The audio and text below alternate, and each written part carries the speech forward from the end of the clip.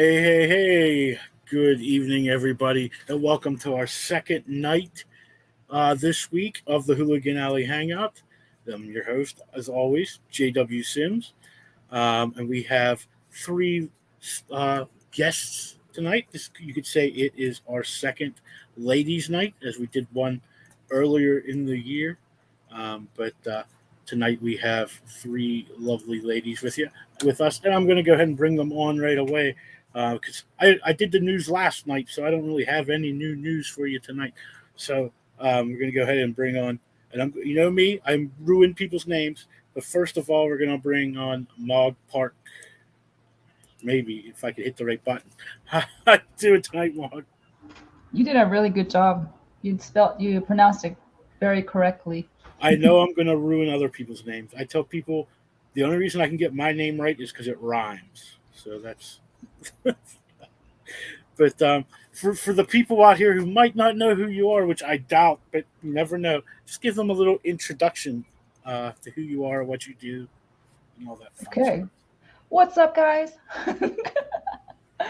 I'm Mog Park, and I'm an illustrator. So I do everything. I do game design. I work for visual development. Like in the film industry or TV industry, as well as comics, um, cover arts, some book illustrations as well. So yeah, just anything that like needs some kind of visual development or any kind of like illustrations, I'm there. Nice.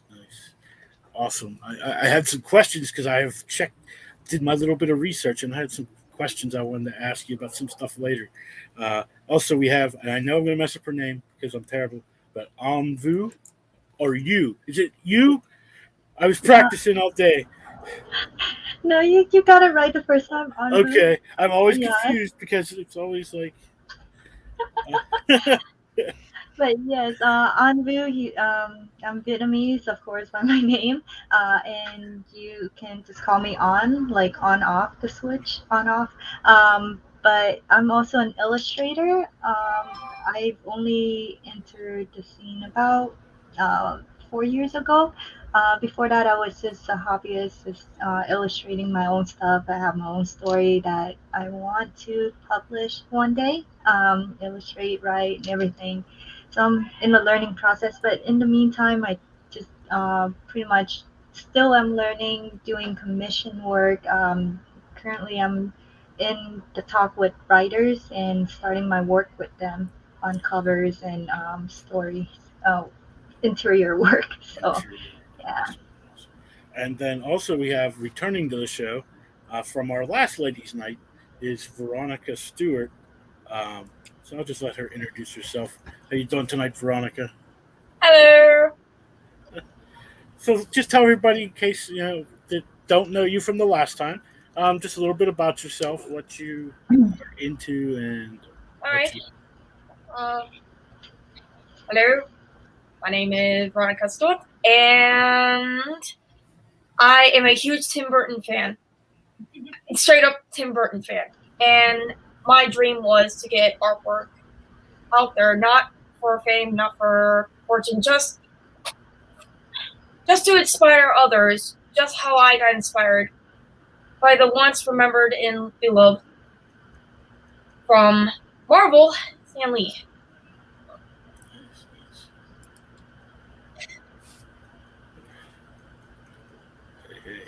It it's hard, but it's a good start to try to follow in his path, but at the same time follow my own steps. Nice. Yes. We all have to start somewhere. I'm sure we all had our whoever was our inspiration to get into this crazy world. I Uh, love her attitude going into this because Yeah.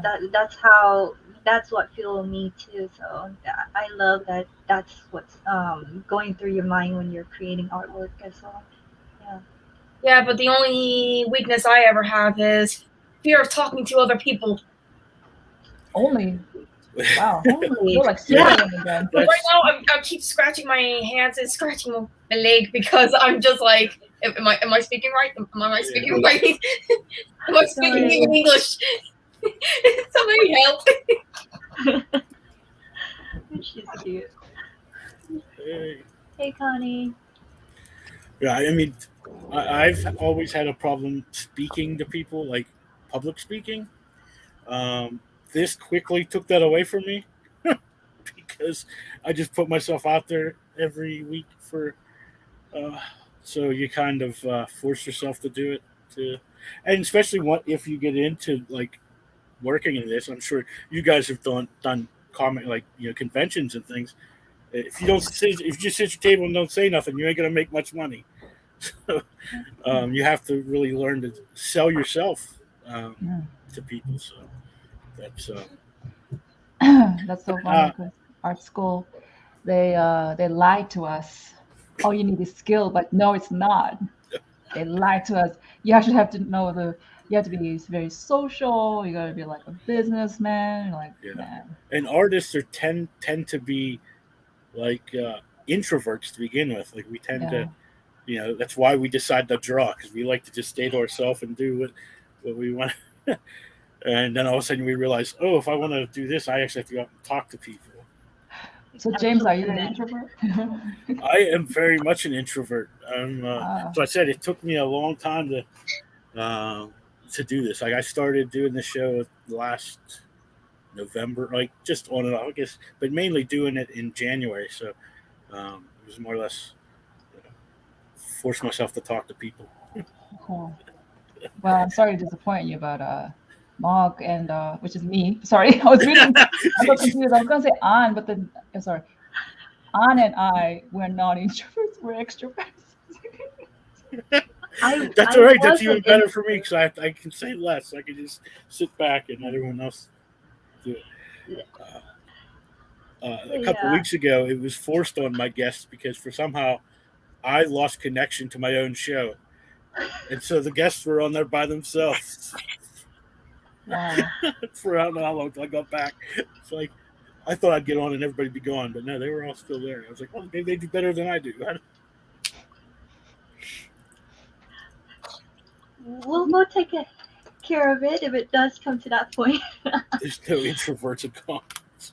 Well, I agree with actually that comment there. Yeah. You start out as an introvert and then you turn extrovert, which happened to me. Yeah, it's like almost forced on you. Yeah. I was like a quiet, squeaky kid. I stay in my room. I spend most of the time in my room until I met Mog. And then it's nonstop where our families are like, are you going to sleep yet? Can we go yet? Can we get off yet? Are you done yet? We're like, no, we're almost there. But then, I think it's once you get out there and you find people that you can relate to and talk to, the conversation is just endless because it's fun. Then you just won't be able to stop because you want more information. You want to convey your feeling more. Yeah, it just takes time. Yeah. So, I forgot what I was going to ask there for a second. Like, how did you guys just like figure out this is what you wanted to do? Like to take it from just drawing for yourself or for whatever to have fun to like, this is like a job that I want to do. Like, did you to realize that was a possible thing, really? What? Who's gonna answer first? Like, should I go first? Okay.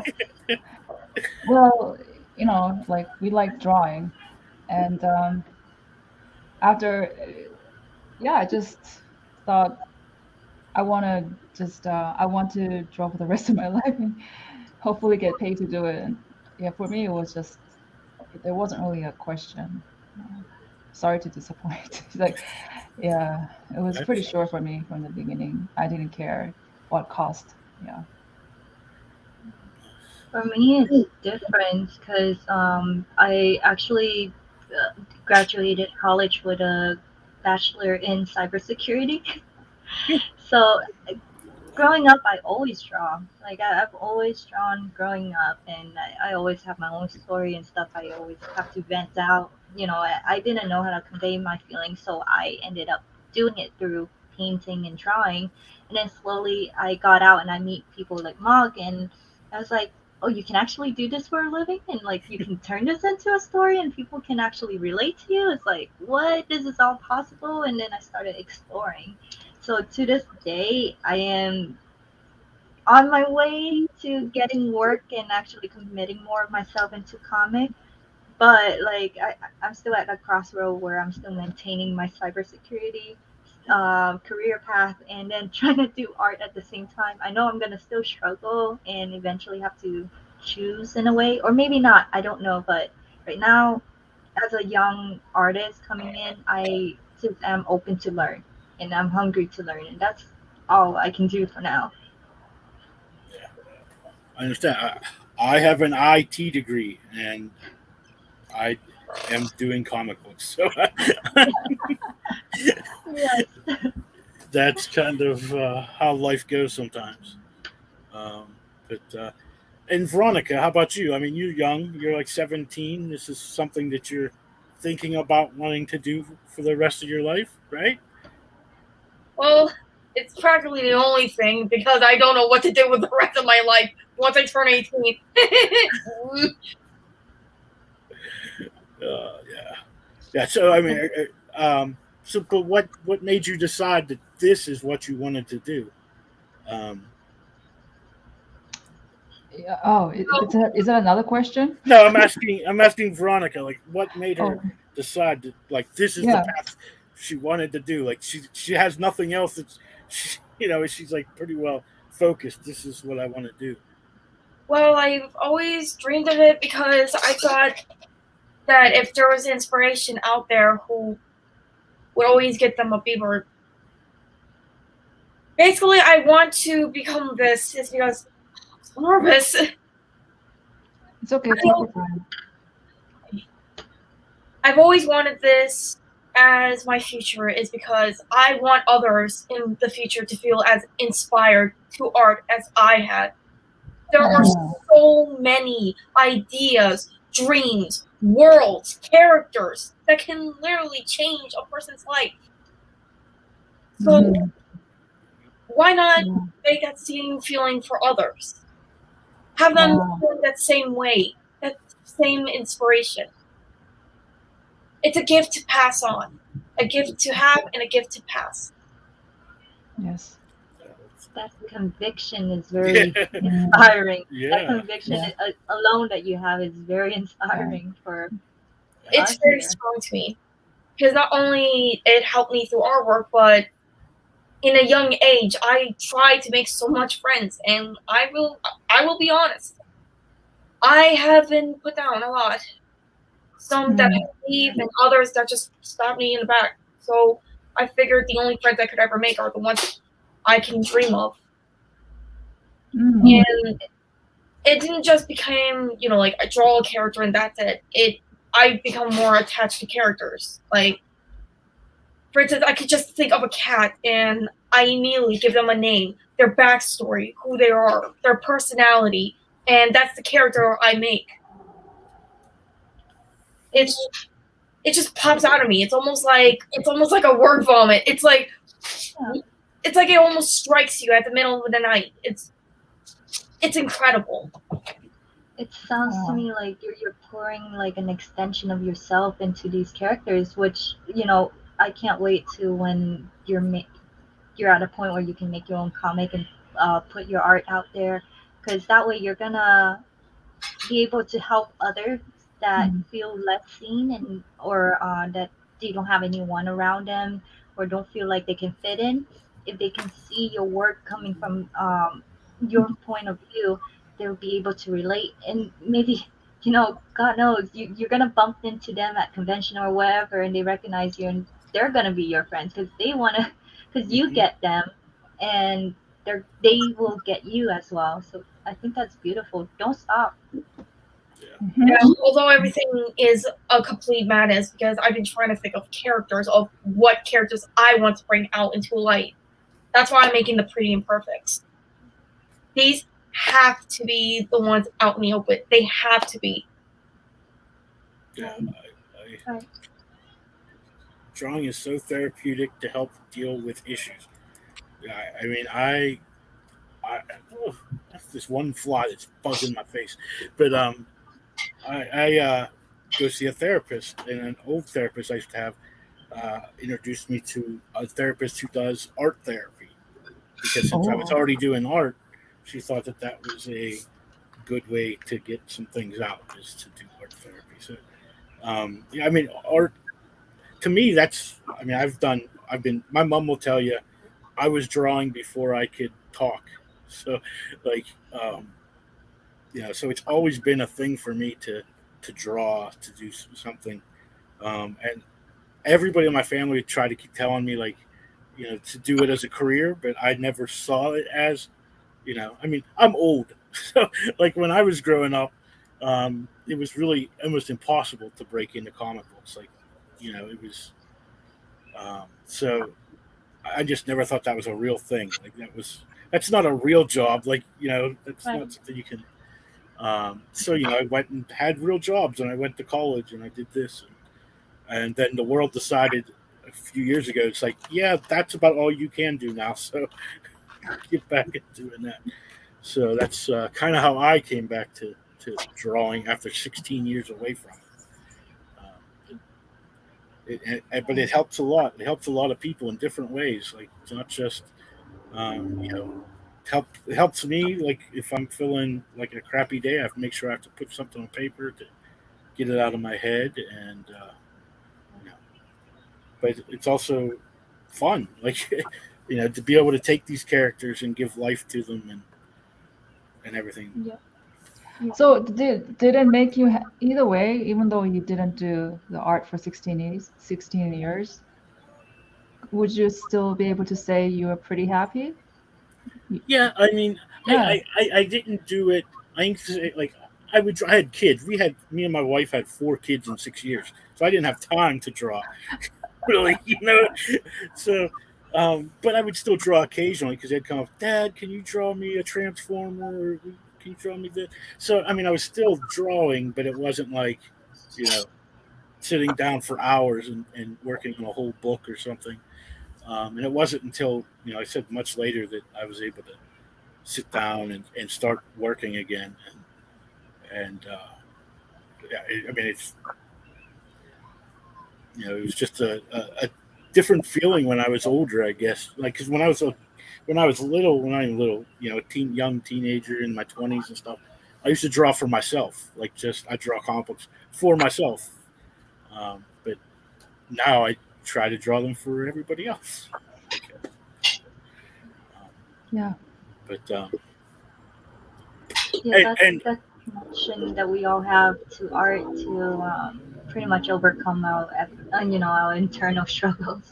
yeah, Yeah, that's what I think we can all relate on, and that's why conventions and just the art scenes and comic, it's way more loving for me at least than the fine arts or traditional. Well, not traditional, but just the fine arts in general that I was in before that. Yeah. yeah, yeah. Like, he's especially like the indie comic community. It really is a community. Like, Yes. it's not like anything really. 'Cause I've belonged to other things, Yeah. groups and stuff, but it just seems like the comic community is different. It's Yes. like, because Yeah. we've all gone through, like, none of us picked up a pencil and were Jim Lee. Like, everyone has Yeah. had to struggle to get to where we are. So it's that, Yes. we've all been there, done that kind of. So, um, but did you both like had formal training in art? Like, how did you? Yeah, I had a formal training in art. I went to college and got a degree for illustration. So,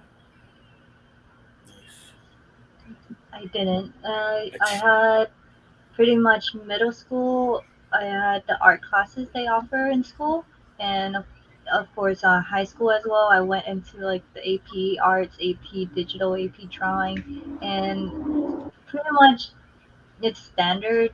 You know, you learn the color schemes, the color wheels, you learn straight lines, hatching, cross hatching, just the very basic. And I was just fortunate that both of my teachers in middle school and high school, um, they were very supportive, and they're just like, here are all the tools, go to your corner, explore.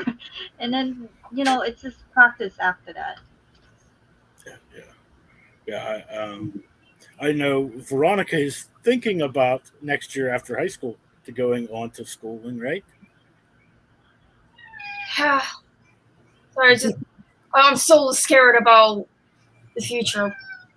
As much as I am excited, it just feels. I will admit, it does feel a bit overwhelming because there are. Sorry, that was Sheldon. It was a cat. It's a cat. He's a funky boy. What a drama queen. Diva, you must say. Yeah. I am excited, but it's the fact of worry that there are so many people who like ask you like, well, what kind of career is that? Or what kind of colleges are you supposed to take? Or have you even had any proper training? Or do you know any people who can help back you up? And there are so many questions out there that scare me. So, I mean, I love talking, but when it's questions like that, I just get nervous. My words just go, like I just don't even exist. I just literally like back in the corner, just afraid. Right. Yeah, because those questions are heavy. And it's really asking for specific. And at your age, when I was at your age, not that much older, but like to this day, I I have hard time answering it too. Where even my family is pushing me to go towards cybersecurity versus art, and I didn't even have formal training or even going to have. But in a lot of time, I spend time dedicating to art, and they see that, and they always question things like that. But at the end of the day, because we're still young, just go and do as much as you can. It's gonna be scary. It's always gonna be scary, but that's a good scare. That's a good stress because that means you're gonna try harder and you're gonna work at what you want to do and explore and learn. And girl, don't yeah, it's okay to be scared, but just don't stop. Yeah. Yeah. Yeah. I have not had formal training at all. I've learned by trial and error, I guess is the Yeah. yeah. So like I said, I'm an old person. I learned, I'm still trying to get this digital thing down. I mean, I've colored. I could color digitally. But I'm still trying to figure out how to draw digitally. I'm not good at it. It just feels wrong. I don't know. Do you work in digital or traditional? Traditional for me only. Yeah, I work both, yeah. but I know what you mean, James. It just feels weird Yeah. because you don't have, and Yeah. it feels different. Yep. So what I do is I would just draw the rough, and then I'll go over digitally. Yeah, Yeah. that's what I've tried to do. Like I'll actually take and do the roughs by hand and then scan them in, and then try to do the actual art digitally. But it just feels it's just a different feel, Yeah. especially when you've been drawing the other way for almost 40 years. A different, but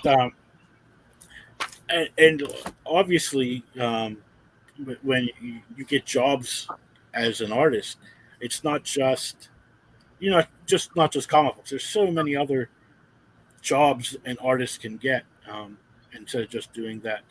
Uh, and I know Mog, for instance, you worked on uh, Game of Thrones, right? Hmm. And what were you doing design wise there? Like what was? I do some.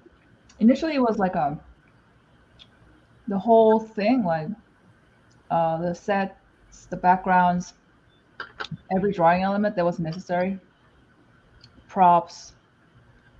Um, characters. But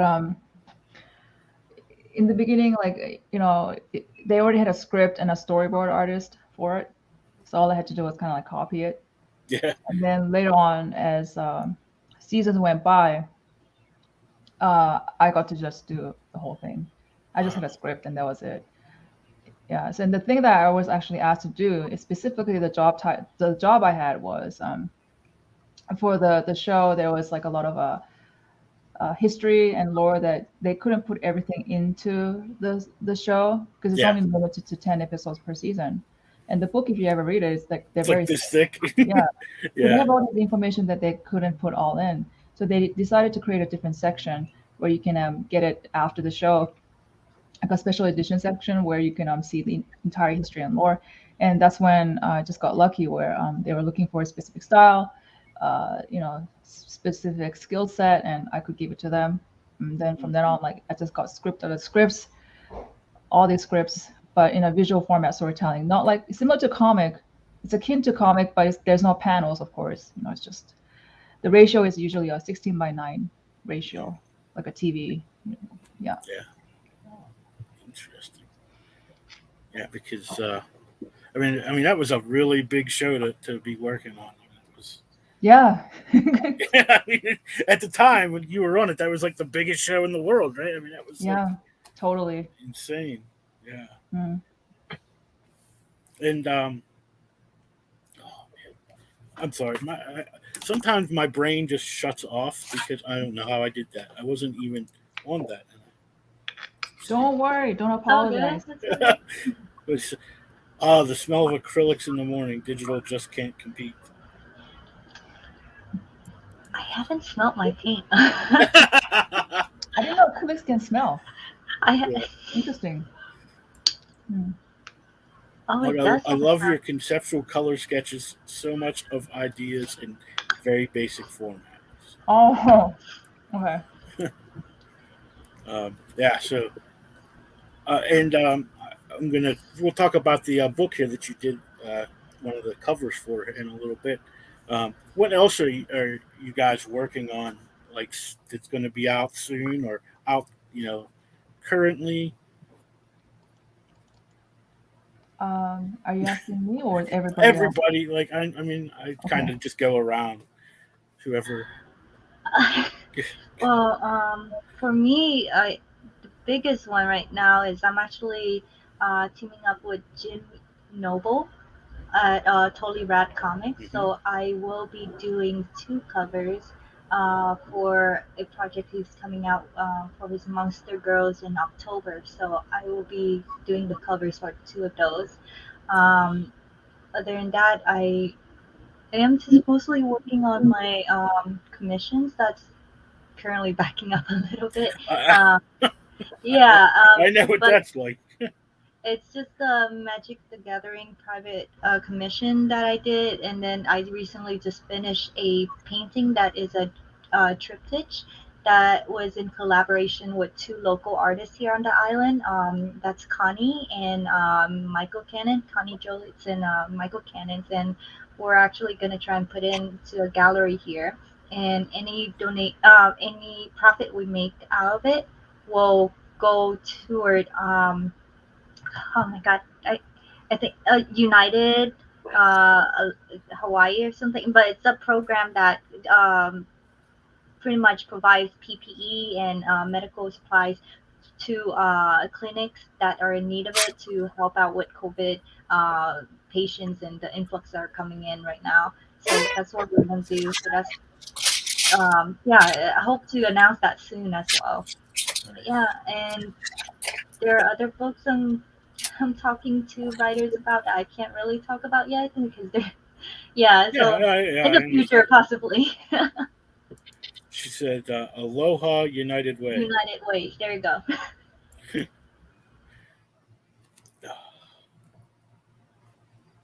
Well, I am making a comic myself because I just mentioned about the Pretty Perfects, which is also about Monster Girls, but it's mostly about. It's kind of unfair at first, like knowing that there's always like the good-looking male monsters and the scary male monsters, but they always have to make the monster girls so cute and like so like unsure and all like what a guy would want to see. Well, what about the most scarier ones? Huh? Nobody mentions them. Nobody gives them credit. And I noticed there are moments in women's problems, such as like some of them who were once men and became a female, but now everyone's just judging that, or someone who chooses to be a drag queen. Charles, It sounded like that cat got. he gets caught in trouble.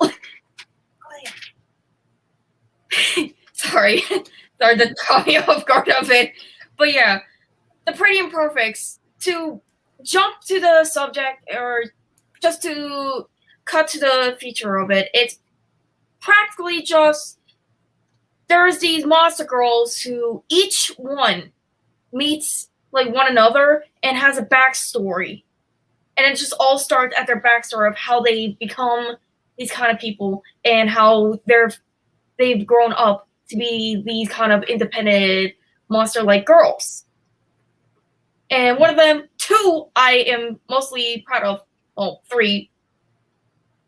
Counting on Celia, she's a half-human, half-octopus who has been through hell with her mother. And when I mean through by hell, it means her mother was the one who caused her hell. Because her mother always been strict. Her mother always said that you need to fall in love with this kind of species. We need to be more popular than mermaids. But it's always a competition in the sea of like mermaids and fishes and all that, and they're trying to be like the most popular species and not the most extinct. Unfortunately, she got so upset she decided to try to protest with her mom by trying to kiss a girl, only to find out the girl just left her and was just using her for just games. And now that broke her heart to the point she had no choice but to leave the sea. So that gave her a story. That gave her a huge story of what to become. And the other two are my most favorite. And this one has got everybody's attention. Beatrice. Beatrice Bark is a drag werewolf. You don't hear that every time. Like you hear a werewolf, yes. You hear a drag queen, all right. But hear two of them combined, huh? She's a unique one. She was in a race. Sorry for blabbering on about these. I'm sorry if I keep talking too much. It's just it pours out of me like crazy.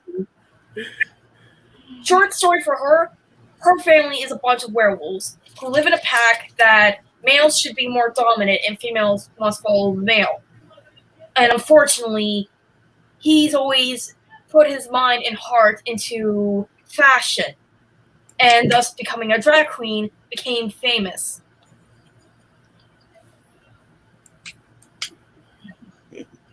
But unfortunately, of course, that one father that will always be disappointed. We still don't know why we still have those kind of fathers in this time. We never know. Sounds But unfortunately, that becomes a part of a big argument, and that's where he leaves. And now she's now the new queen of the moon. So instead of calling her Brandon, the strongest wolf of the pack, it's now Beatrice, queen of the moonlight. Connie says it sounds intriguing. I'm sorry. Yeah. Sounds like you got this thought out well in depth. And if you don't mind, sorry, just a little plug in here. Martha Schwartz, just say hi. Through this comic community, it's like I also get to hear new stories like what Veronica brings out, and then other independent writer that I hope to work with, because everyone has a story to tell, and it's always nice to share, and back in last year, what Mog and we did was we hosted this 101 Tales, which invites people to, we got together like 46 creatives from all over the world, to come on and be vulnerable and to share projects and stories that they always had in their pockets, or they just hit and never was able to tell people, or they are probably working on and with other people, right? But in that pretty much journey, I up to now I was able to find some. And Martha Swartz, I want to give her a shout out. She's having this campaign with Seed Seekers, and it's a wonderful stories of pretty much just interdimensional traveling, and um, it's a story about finding your own happiness, and you can't really find it without. There you go. All of it. Yes, you have it. Yeah. There you go. But yeah, without leaning on others and having other helps you. So I thought that was a great story. But yeah, I just want to give her a shout out. Um, she's someone who has a story that I would love to work on as well uh, in the near future, prospectively. Yeah. My turn. It said that I'll be on there soon. I hope. I tell everybody all the time. Do you want to come on? You can come on. It doesn't. You don't have to be promoting something to be on my show. We just like to hang out and talk, and get to know each other. Really, that's. Yeah, I'm sorry if I keep talking too much. It's just sometimes stories like that just make me pour out like a bucket. It's like tip one, water out. You were on a roll. That's what it was. It's like tip one, like drop of water, and I just start pouring like a bucket. It just there's too much words in me. There's too much. There's too much. No worries. All right, Mog. So I love the cat. Although he's being a little fussy today. He's being a little fussy. Little fussy. What about you, Mog? Hmm? What about you, Mog? What kind of projects you're working on? I can show you guys. So, is it okay if I share? yes, go right ahead. Let me share the screen. I'm more of a visual person, so let me show you this first. Okay, first of all, I just completed a cover for this Kickstarter, Spectrus and Savanian. It's issue number 3. And it's bless you. Okay. So imagine, okay guys, imagine Naruto, but you guys all saw Naruto, right? At least know about Naruto. Mm-hmm. Okay, Naruto, Indiana Jones, and G.I. Joe. It's like kind of like East meet West kind of storytelling. So it's really cool. It's about this it's a supernatural story about there's a ghost called Anexi, which used to be the Cleopatra's top assassin. Okay, and then she died, and then her ghost, she can't move on. She's under a curse, and this is where it's not like life. Oh, I'm sorry. What was that? Okay. This is where it's like similar to Naruto. She's bound together with a demon, a very, very ancient demon, called Savanian. That's why the title is called Spectrus and Savanian. So it's her and the demon, and it's them trying to get to point A to point B, but it's really hard. And these are the covers. And this is a really good story, by the way, guys. It's action. Not much dialogue, and because it's action, the pacing is really fast. Yeah. And I have very rarely seen where action comic books are, like this well done when it comes to the pacing. Yeah. And it usually gets very wordy, and then if there is an action scene, they just like do it in one page and they cut it off. But this guy, he really knows how to show that action sequence, and it's really good. And but right now he has 8 days to go, and he's just about 700 shy of reaching his goal. So please, guys, support, back this project. I mean, even just like a $5 or like whatever amount, just like back him up. Even I don't know, $1 or something. That really helps. but Yeah. also sharing. Like if you guys can afford it, that's fine either. That's fine. But at least like if you guys can share this on Spread the your, word. yeah, that actually means way more than also sometimes than buying the work. So that's it. And then let me share another screen if you don't mind, Yep. James. Go right ahead. We can- Okay, let me share this. There you go. So the cover I did, is what I did was like a tarot card format. Can you guys see this screen? I'm sorry. Yep. Yep. Okay, so based on the tarot card, we were discussing with the creator, like, hey, he was throwing out, why don't you do the Wheel of Fortune or the Hermit or the Tower? And I kind of like the idea of the Tower, so I took that. And the tarot meaning is like destruction, uproot, loss of power, death, the end, transformation, divorce. I mean, it's a very, very, very bad card. I mean, Yeah. this card, actually, I was surprised because the tower sounds very, like a building, but actually it's worse than death. It's just the worst card you can ever Yeah. pick out of. So the way I work is, if I do a cover, I do some research about what it means, and then I write down the standard definition, and then I will write down what's the message I want to convey.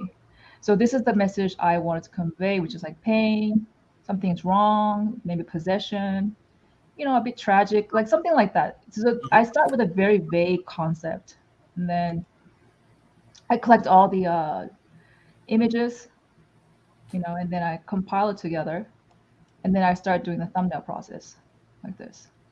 So out of all of this, I show this, and the creator Kurt Sauer, he chose this one. So I take the rough from there, and then I do a rough pencil. And then while I'm doing the rough pencil, as you can see, like I'm writing down notes, what I want, Yeah.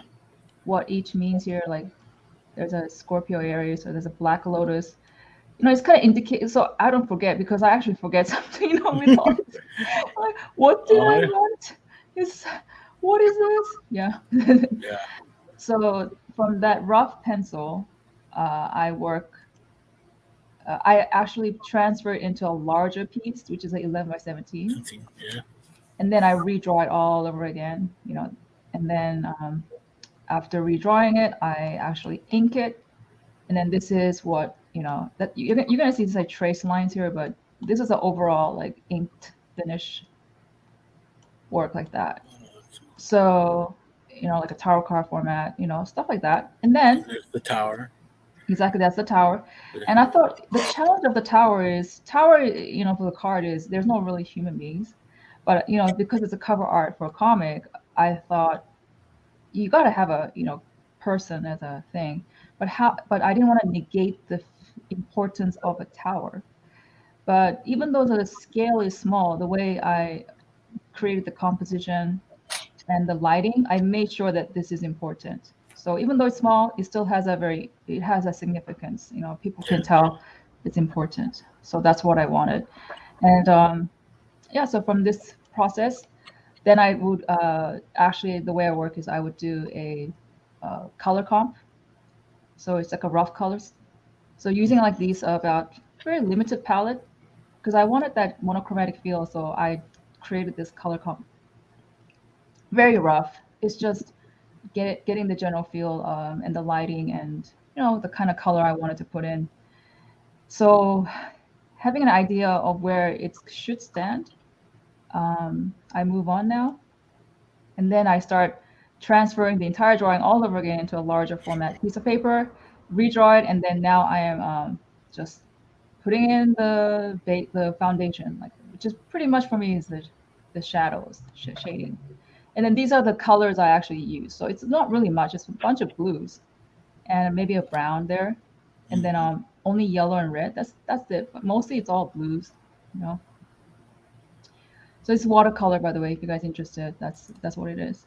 And then it keeps progressing. And then once that's done, I put the skin tone, and then because most people, they like to work figure first and then background last. But for me, It's just a preference. I just like to to do work background first. Yeah. I Because for me, think when I don't I know. I do digital colors, and I think I can tell the light source better if I do the background first. Yeah, totally, right? Yeah. Yeah. So once I do that, then I really start cleaning up. That was just the base foundation of all the colors, and now you can see it's more polished.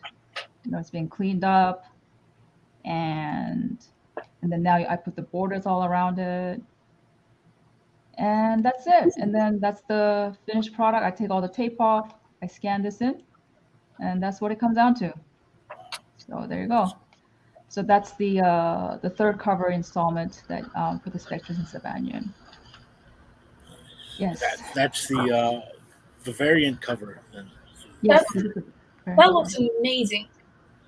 Thank you. And I seen you were also doing tarot cards for like stretch goals or backer goals on that campaign. Is that right? Yeah, I do. So if you back this up, you can. I actually have.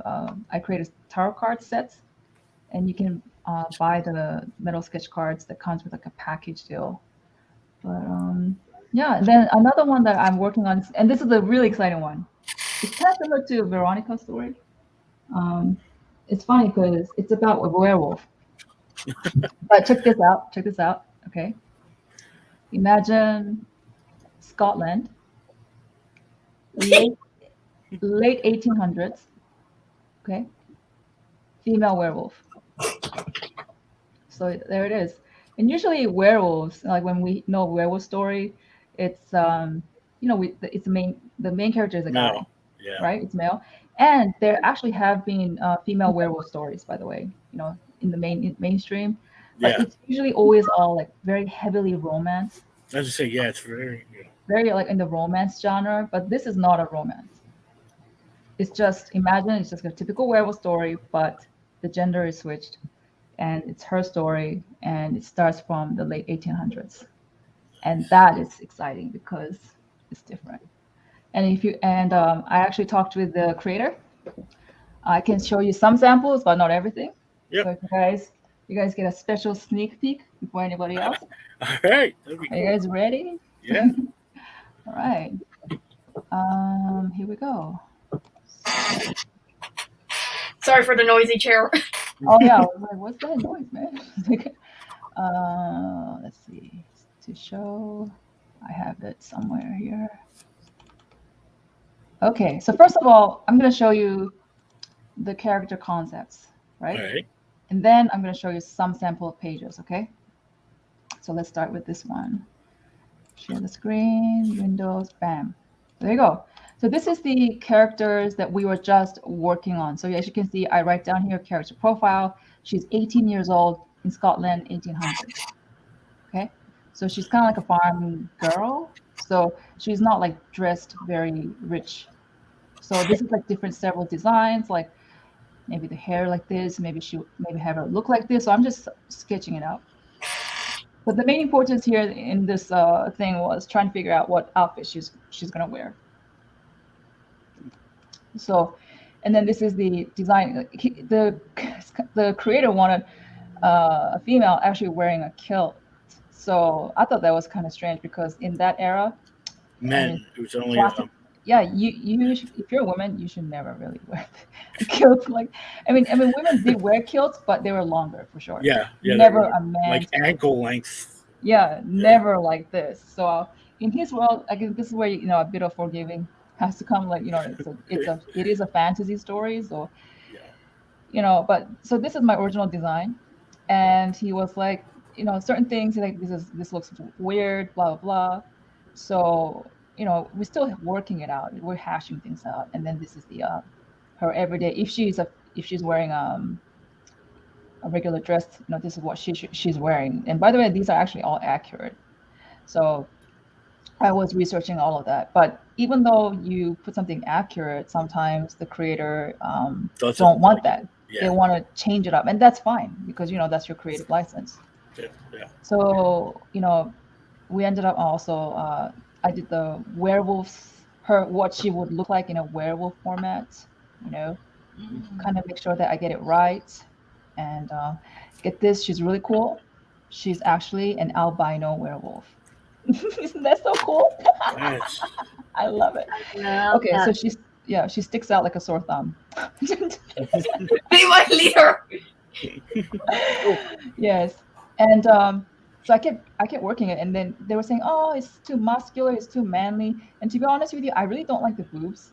So and then we're just like working it out because I think the previous design that he actually had, she definitely had prominent boobs. But I'm like, I don't like this, you know. But so this is what we ended up with, which is much better. You know, it's not like that booby, but you know, Yeah. it's like, but what he really emphasized on was he wanted to have the eyes. Be that very feminine. yeah, feminine, but also very soulful. He's like, you know, wolves, they have that soulful eyes. He wanted to make sure that I capture that eye. Yeah. So so that's her in a werewolf form, and then that's her in a female form. So as you can see, we actually elongated the kilt, and then, you know, some longer boots, change it more into a man boots and stuff like that. So there you go. So that's, as for character, that's what it is. Now here's the sneak peek of the thing. Okay, so once I get a script, right? I mean, the process is like, I always do a rough anyway. I mean, everybody asks for it. So I'm going to show you the step-by-step, like roughs and stuff like that. So here we go, page 1. So this is actually like page 1 of the story. And it starts from here, you know, I rough it out. And then I change it, and then I change it. I was like, hey, instead of that, why don't we do this? And he's like, yeah, that's better. And then I would do the pencil. It's like what you said, James. You know, I work digitally as pencil like this. And then I trace it over, you know, inking. So that's like page 1. Now, page 2, again, very rough. This is the part where I'm just figuring out where the panels go, really. Yeah. And then this is more refined. Now I'm adding more, you know, just roughs and pencils. And then from this, once this gets approved, this is ink. So this is all the ink version. And then once that's done, now the colorist comes in. Now this colorist is amazing. She did a fantastic job. Wow. She got the mood right? Look at that. Yeah, it has that nature Scotland feel. Green, the forest. Beautiful work from Bruna Salas, her name is. Yeah, I love the 2 different colored eyes. Yeah, I didn't know that. Yeah, I mean, that's something that, you know, it's like a little detail some people don't like kind of think about when they're doing it, that, you know, wolves have those 2 different colored eyes.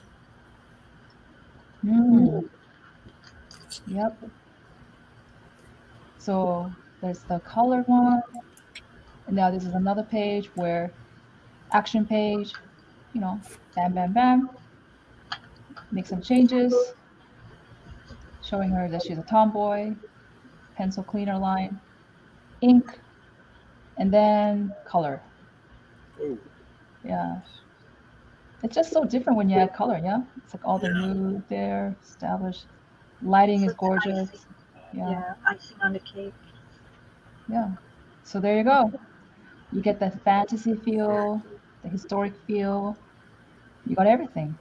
Honestly, my most favorite part out of all of this is the fact that the deer is actually expressing fear. It's like it's just looking at her like. Yep. It was funny because the writer was adamant about, I want him to be like, ah. So there you go. That's your sneak peek. And are we allowed to say what the name of this book is? Yes, I'm sorry, I should have said. It's probably going to be kickstarting this September. So like next month or so? Yeah, next month. And it's called Snowpaw. Is it Rob Multari? He's also a Pittsburgher. He's a friend of mine. Yes. So that's what I thought it was, but I didn't want to say anything until we. Yeah. So he's a fellow Pittsburgher. Yeah, because when you said you're from Pennsylvania, I was like, ooh, I wonder if you know Rob. Yes. Yeah. Rob's been on the show before too. So. That's cool. Yeah, because I know in his book that's like one of the characters everybody loves. Like, so I knew he had said about he was going to do like a spinoff of just her. So that's cool. That's cool. So See, it's a small world. I told you, it's a community. We all eventually, it's like the 6 degrees of Kevin Bacon.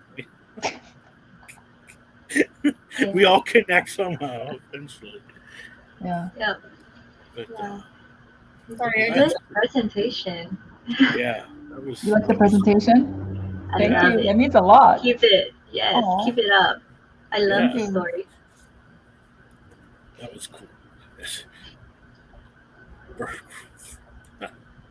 Well, but yeah, that's good. So, but the book, Spectrus and Sabanian, we have 8 days left of that book. You can back it on Kickstarter. I did put the links in the comments. For some reason, it never puts it on my main Facebook page, so I'll have to go ahead and share it there again. But yeah, so I think I checked. It was a little under $700 that we needed to get that funded. They're so close. Yeah. Yeah, we need to get it funded so we can get some more of Mog's art. Yeah. Yeah. But the story is really good, guys. You should really. It's a fast read. There's no dialogue because he knows. It's the action. You don't want to pause and read. Like what? Like pick up your gun. Like I don't want to know. Yeah. Just show me visually. Yeah. I always think of, if you're a good writer, you can write a comic book and not have to have any words in it, and you still know what's going on in the story. Yes. Just show but not tell. Yeah. Yeah. Well, I have one of my favorite comic books when I was growing up was G.I. Joe. That's like the comic book that got me into comics. Yes. And there's a famous issue of that, which was called the Silent Issue, that has no words all through it. It's just a big, like, kind of ninja fight scene on a train. Yes. I noticed also there was a recent Conan book I read from Marvel, and there was no words. The whole issue has no words, right? Yeah. But I realized if you do that, you actually take longer to read. Because you're just studying all the panels and everything. Because you're trying to figure out, okay, this is no words. What's going on? You're piecing things together, like, Yeah. Isn't that ironic? Like, because there's no words, you actually take longer to, read it. Because if there's too much words, you kind of just glimpse by sometimes.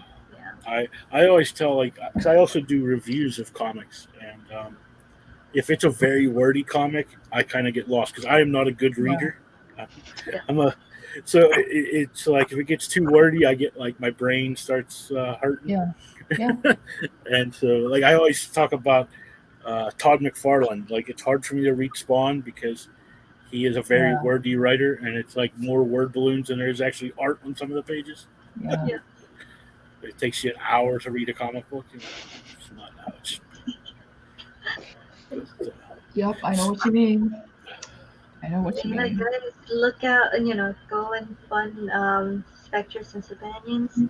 8 days left, and then look out for Snowfall next month, and then for Jim Noble's Monster Girls.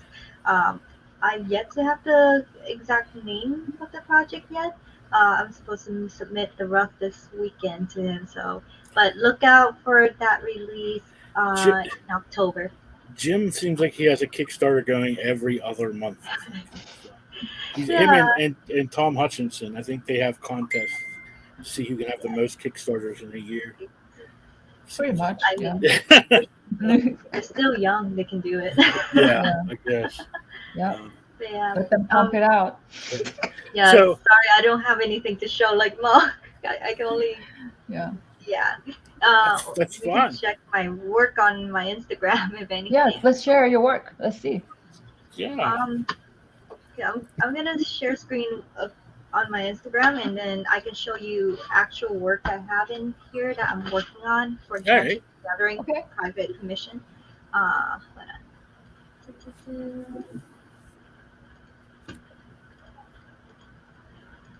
Forgive me if I just keep looking down. It's just it's one of those I'm trying to pay attention, but my brain is Work? No, I need to focus. Work? No, I need to focus. Homework. I can't help it. Okay. Do you guys see that yet? Or... Oh yeah, I'm No. sorry.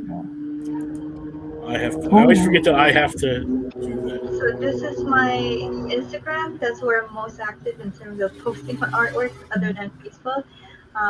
This one actually is a cover I did for a local creator. Here, he's also an artist, Lorenzo Trinidad, and he has this saga that he is planning to produce. I think the original plan was for next year. But yeah, I know COVID happened, so we'll see. But Thugs Assassins, it's a whole cross-dimensional. It's a big universe. Think Star Wars and was it woman domination, pretty much. But this is the main character. She's pretty much the mother of all creation in this world of his. But yeah, so that's one that I did, and then Mog and Mog posts this. It's Draw and Bid on her page. Every month there is a theme. Last month was Studio Ghibli, anything Studio Ghibli related.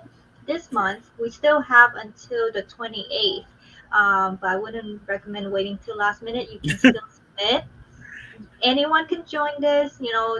There are rules written on Mog's page on the post. You can check that out. You can submit a piece. This month's theme is actually Pokemon. So yeah, if you want, you can submit. Some sketch covers I did.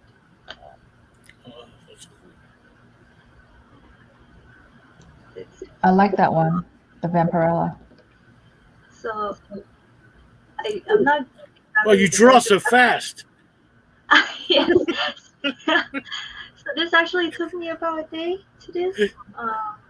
But yes, it's a speed drawing. I'm not very good at documenting. I love what Mog does with her stuff, and the best I've gotten so far was just to oh shoot, how do I exit this? Is just to record the speed drawing. But yes, this is the kind of art I'm most into. It's more woman, or the grunchiness, the old style. This is a big painting I did. Sorry, I'm gonna skip over some stuff. But this is my version of Lilith. And I used to paint for pretty much to vent out my emotions, so it comes in this form. I could never paint. I try. I can't figure it out. It just amazes me when I see people who can just like out of nothing paint something. For me, it's just, I don't know. It's just a medium that I gravitate toward. It's just fun trying to blend colors and try out different style, right? So like this one, I looked at Ed Hardy, the tattooer, for his flat kind of design, his art style, and then incorporate it in. And this is where I say, as since I'm still young, I'm new, stepping in. Well, I'm not too new now, but I still can pretty much explore all these styles and media. And this is actually a depiction, an illustration for my own story that I'm making in the work right now. So, and it's actually based off of my own culture back in Vietnam and Buddhism, which I was raised on. So yeah, that's my goal in the future. But this is pretty much the style that I work in, and you're gonna see that on Jim Noble's cover when I do it. Yeah. Let me stop sharing this screen, and I can show you the Magic the Gathering card. Yeah. Change my camera.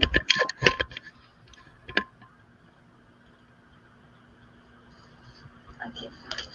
So this is more of my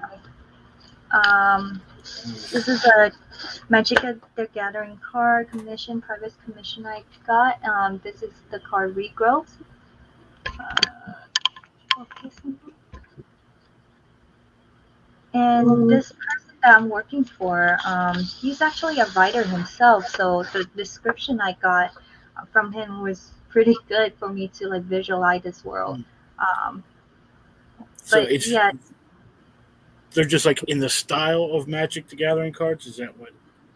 yes, it's gonna be turned into the cards for him. Oh, okay. He wants his own collection of the cards, but it's the subject of Magic the Gathering. This is Bring Geyser.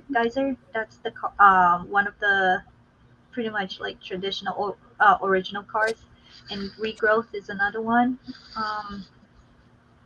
And this one that I'm working on, and still am in the work of, is Shivan the Dragon.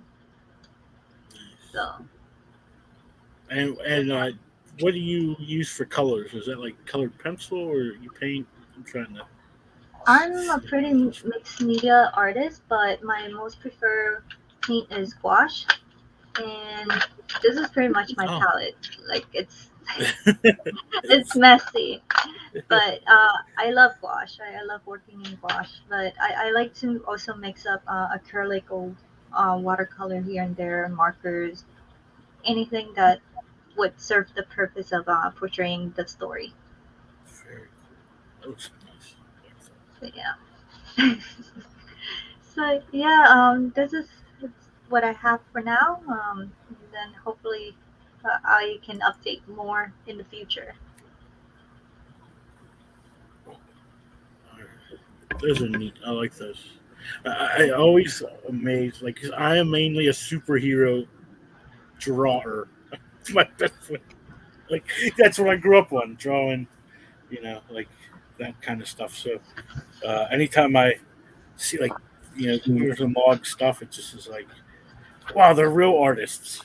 Like, No, everybody has different style. That's what it yeah, is. yeah. I don't even know if I have anything close by that I actually drew. I have some my old comics that I tell everybody when I first got back into doing comics in 2015 not to buy that book because it's terrible. It's like really bad. We all started somewhere. Like Yeah. Mom and I'm pretty sure Mom still kept like her earlier drawing or sketches, and I have my own bins over here of like some of the earlier drawing and sketches. We all started somewhere. We fake it till we make it. In some Exactly. sense. Yeah. But It's funny because I don't know if you guys feel the same way, but James or the more you draw, the longer time you put in drawing, like as years pass, the more you feel like, oh, I don't draw well. But in the beginning, when you start drawing for some reason, I think because maybe it's an ego thing, you're like, I'm the best, man. You guys watch. And then it should keep growing. Years and years, like, oh, I'm not that good. It's like, oh, okay, I just gotta get better. And the funny thing is, the more your skill level goes up, the more the less you think you're good. Yeah, it's just so weird. So Yeah, I see it all the time. Yeah. Yeah. I guess this is the I do newest. feel that way. That's the newest. Like, I don't know. I can see. Oh, wow. That's my newest thing. I always tell everybody this is my comic that I'm still waiting to, because I had to get some stuff redrawn on the inside. But I always tell everybody I'm one of these artists who I need to have reference stuff. So if you see, you can't really see it on this one because of the background. But it's me in the background because I needed to have. I just couldn't get the guy right, so I took a picture of myself with my hoodie up, and I was like, all right, so it's actually a picture of me in the background. Well, I'm dropping stuff now. Who are your influences? A lot of Jim Lee when I was, because in high school was when he was like really coming on, like in the X-Men and stuff like that. Yeah. And then later on, Brett Booth, whenever he like came out and, with Image and stuff, and then I have like a couple others. like I've been trying out another style. I've been trying to teach myself what I call the Americanized anime style or manga style, kind of like Joe Madrea and those guys, where it's Yeah. not the full, anime style. It's kind of the Americanized version. So I've been trying to teach myself a little bit of that, trying to work a different style. So I'm one of those people. I'm always trying to learn. I guess we're never done learning. I guess is the thing. Like we're always. And so, but I've been doing the past couple of years a lot of coloring. I started that a while ago, and if you don't mind, what is your comic about? it's a superhero. It's called Omni, and it's about this kid. He's a 20-something-year-old kid. Well, I guess guy. He runs a comic book store, and it's just your normal like Superman. Like he gets in an accident, he gets powers, but in that world, he's the first superhero. Like there's never been somebody with powers like that before, and it takes place kind of in our world. Like it takes place in Atlanta, and so it'd be like if somebody got powers in our world. Like if you turn on the news tomorrow and there was somebody flying around, and like how the world kind of reacts to him. And so you have like some people think he's a god, so they start worshiping him. There's the government tries to get him to use as a weapon, and it's just and then you have this 20-some-year-old kid who was always picked on and bullied, and now he has the powers of a god, and how that once he starts realizing that there's nobody in the world that can stop him from doing whatever he wants to do, like how that Right. yeah, so it's written by it's still in the work, yeah.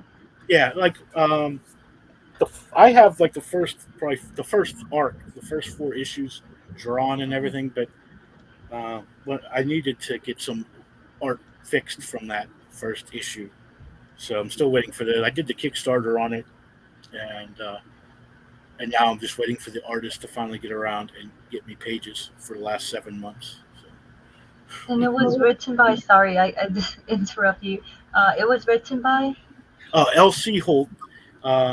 He's not really a comic book guy. He contacted me probably 5 years ago about doing this book. Probably longer than that now. But he's a director and an actor. And we lost Mog. It does. It happens. Yeah. But he's like a horror actor. Most people know him like if you're into horror movies. He was in the movie You're Next. He was the goat mask killer in that movie. He was in like VHS 2. He actually usually the Mog's back. And my mouse decided it didn't want to work. But he welcome back. Yeah, his computer crashed. But actually, before my show, he does a live stream where he interviews people. They have a movie that they're getting ready to put out here very soon called Time's Up, and it's like a New Year's Eve horror movie kind of thing. So he does a lot of that. And he contacted me probably 5-6 years ago about he had this idea for like his 12-issue book. It's like 3 acts. And I'd hired somebody to do the book, and they flaked out. So I decided I'd do it myself. But I didn't want to do it. Like it's one of those things because I have other projects that I do, and I was like, I really wanted someone else to draw it. So, but I have someone doing the first issue, and then I've done 2, 3, and 4, and then we'll go from there. That's where you got sucked back into comic. Well, no, I was already doing my own stuff. Like I have my own books that I do, and so I didn't want to have to do another one because I have a company kind of like Hooligan Alley Comics, and so I didn't want to draw all the books that we do, kind of. Right. So, Right. So I end up doing like 2 of them, I guess now. So it is what it is. But yeah, I got pulled back into doing comics in 2015 after I had some health problems and couldn't work anymore. And so art's like what paid the bills for the last 6 years. That's amazing. Yeah. It's I always ask people like because I see people all the time ask about how do you know when you can give up your day job to like do art full time. I was like, it all depends on how well you want to live. It's true. It's not a steady paycheck, so you're not like, I've had some months where it's like pretty lean, where you ain't getting nothing.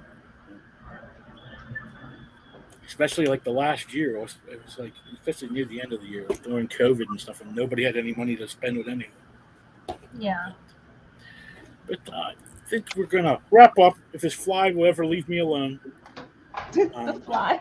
it just like Yeah, I it just see it. buzzing my face. It's driving me crazy. You don't see on camera. Obviously. But just let everybody know where they can find you guys on the interwebs in case they want to. Now he's walking across my screen. So the guys, people can follow you out in the interwebs. Go ahead, whoever wants to go first. Mog, she always wants you to go first, Mog. Okay, so like in the name here, it says Mog Park. Very simple, Mog Park. Facebook, Instagram, ArtStation. That's it, man. Mog Park. That's where you can find me. And also, if you guys want to say hi or join, every Sunday on Artist Alley Shopping Network, it's on Facebook. You can see me live stream and see me how I work, or you can just say hi, like come chat with me, or whatever, but every Sunday I try to do it unless it is con days. When it's conventions, I'm not there. But there I'm pretty much like clockwork, which is good. Do you have any conventions coming up soon? I mean, now that we're actually have conventions. There's definitely a con coming up. I'm going to be in San Jose, the Silicon Valley, the Silicon Con? Silicon Con? That just sounds weird. Silicon Valley Con, maybe? Silicon Valley Con. Okay, so that's next week Saturday and Sunday. It's a 2-day show. I'll be there. Okay. And then right after that, in about another 2 weeks on September 10, I will be at another con, and I think that's the one in Dallas, is it? Or hold up, I know it's either Dallas or Rose. It's the Rose City Con. Let's see. So yeah, it's a Rose City Con. Yeah. In Oregon, and then after that, in 2 weeks, I'm doing Dallas. So Dallas Fan Expo. Yes. Yep. So it's like back to back every 2 weeks. So August to September, I'm really busy. And then after that, I'm gonna be fairly okay. I won't do a con for it, and then December I'm gonna do another con. So there you go. What about you? Are you gonna do a con? Yes, I have 2 in October. They're both kind of local ones, back-to-back weekends. My birthday weekend, so I keep trying because it seems like no one's in Pennsylvania. So I keep telling everybody, it's like, you gotta come up and do this con. It's on my birthday. We can go have fun afterwards. But when's your birthday? October 16th. Oh. I was gonna say we just left Pittsburgh. Yes, you were at a con last weekend. I know. Your dad waved to my house as he drove past. Oh, you did so. That's really cool. Oh, for Jason Voorhees, if he didn't catch us, I knew you were there, dude. If you're watching this, I know you were there. I know it. I knew you were. So, Veronica, where can people find you on the interwebs, on Facebook, whatever? All those? Well, I'm more of an Instagram kid, but if you got questions or if you are looking for artwork or anyone who's crazy like me, you can find me on Instagram called Verburn2003. Although keep up in mind, there might be a slight name change on it sooner in the future. It might be called Spooky Monster Angel soon. I've had to change my Instagram because it was still my cosplay page, and there hasn't been any cosplay stuff on there for years. So I was like, I think it's time for me to change the name of this. Yeah. All right, On. Where can they find you at? So on Facebook, it's my name right there, Alpha Nancy Hotel, and then Victor Union, right there. But I am also active on Instagram and on Twitch. You can definitely find those links in my profile on my Facebook as well. But Instagram is ONK, so that's Oscar Nancy Kilo 97. ONK 97 for Twitch and Instagram. Oh, So okay. yeah. Now I got a Yeah. question about Twitch. What is Yes. Twitch like? Twitch. I only did my 7th Twitch stream so far. It's actually it's a good opportunity to get yourself exposed to more people and find more audiences and just make more friends and finding more contents and new artists that you've never heard of. And that's what Twitch has been like for me, at least. Most of the people that follow me are from South America, which I never thought. It never crossed my mind I would be communicating with people from South America, and their English are not always great, but they try their best to like interact with you and talk and ask questions. That's where you make friends, right? And I get to explore new artists. Like I found Fan Gomez. He's a French artist, and then still their English is not great, but we try and cross communicate and learn from each other. So Twitch is a great platform so far for that. I might keep that in mind. Yes. All right. Well, it was great talking to you, ladies. Just before we go, if you had advice for somebody who wanted to get into the comic book industry or just art in general, what kind of advice would you give them?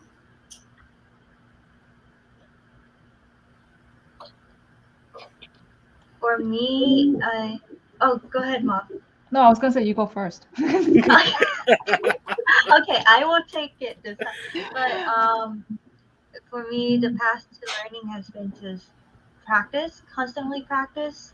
You know, my dad. I always tell everyone, my dad taught me this one phrase: you can't draw what you don't understand. So you don't understand what you're looking at, like a bottle, what it is, or like how it looks, then you can't exactly draw it. So do your research, study, learn, and there's always room to learn and improve. And if you can invest in resources like books or study guides on anatomies, things that you don't understand about, learn those subjects. And it could be history books on a certain culture, and then you will look into like how certain fabrics were made and how they're supposed to feel and look, and that contributes to what you draw. So build up that visual library and like knowledge library up there.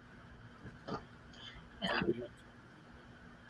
Well, if it's for me, like you just want to work professionally, like that kind of practical advice, the fastest way is, I know this is just my experience, is copy an artist you like, not photo reference. Because the thing is, that's a shortcut. They already studied the photo references and then they found a shortcut and they did the style. And that's how they got it. So the easiest way is, instead of you agonizing over like a photograph of anatomy and all that, just study the style that you like, the artist, and draw it very well, very fast. Within a year, if you keep working on it, you're going to get there. And then you can look at photographs and then study the anatomy and whatnot. Because, like I said, it's hard. They are already trained artists, like who are already out there. We got like 10 and 20 years of experience interpreting what nature is and then abbreviating it. So don't go the hard way, do the easy way, and do that way if you want to now break into the industry pretty fast. Now, as a general rule of art, in my opinion, it's okay. Even if you are bad or good, at the end of the day, if everybody around you say that you suck, no one is saying that your work is good. You have to learn to say, to deep down, and even the fact is saying you're not good, right? cultivate the mindset. Like, don't say I suck, I'm a loser. It doesn't help you anywhere. It won't help you. What helps is just say, I'm a work in progress. I'm a diamond in the rough. I don't say that to myself, but just say I'm a work in progress. And even if you say level grade F is the worst in the grade school system, right? F. And say you're an F right now, and then say even to the very end of the day you'll be an F. It's okay. You have worth it. You have worth it. You have something of value.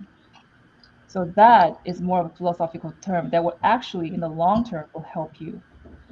And it's okay. That's it. Can I I wish somebody had add told me that. Yeah. Can I add to Mog just so because it doesn't like get misinterpreted too much. Where yes, you can study the art style, but you don't want to be stuck in that art style. Mhm. You want If you want to succeed in the long term and have your own standing, because you don't want to be known to be the second Jin Lee or like you're just like Jin Lee. You want to tweak it, learn the skill, use that knowledge, and tweak it and create your own product. So that's the only thing I would add to what Mark just Yeah. said.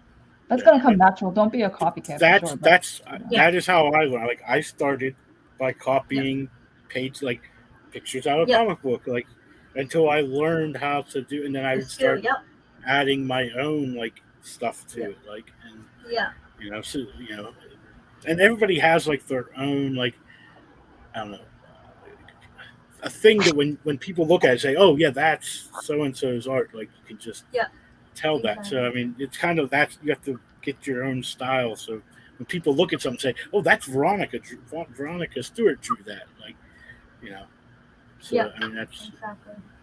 this fly is really driving me insane. I swear, it's like it's one of your mutant flies. But well, ladies, thank you for coming on the show. Um, it's nice to have somebody from the out west, so I don't have them up till 3 o'clock in the morning talking. Yeah. Like No worries. yeah. So, but again, thanks for coming in, and I tell everyone if you ever want to come back on the show, we are here. Just we like to hang out, talk. You don't have to be pushing anything. Like sometimes we just like to hang out in the alley, So, Yeah. so thanks for coming, and I hope everybody out there has a good weekend. Get out there, check out Spectrus. Spectrus and Saban. I know it was like too many S's for me. Spectrus and Sabanon on Kickstarter right now. I will make sure I share the link out again. We have about a week to go, 8 days. So go out there and do that. And with conventions back, try to get out there and support some of these independent creators. And like I always tell everybody, when you help these creators, you give them a little bit of support. This weird thing happens. You get more comic books. So have a good weekend, guys. Thanks for stopping by. You all have a good. Thank you, James. Thank you for this. Yep. Good night. Good night. Good night, y'all.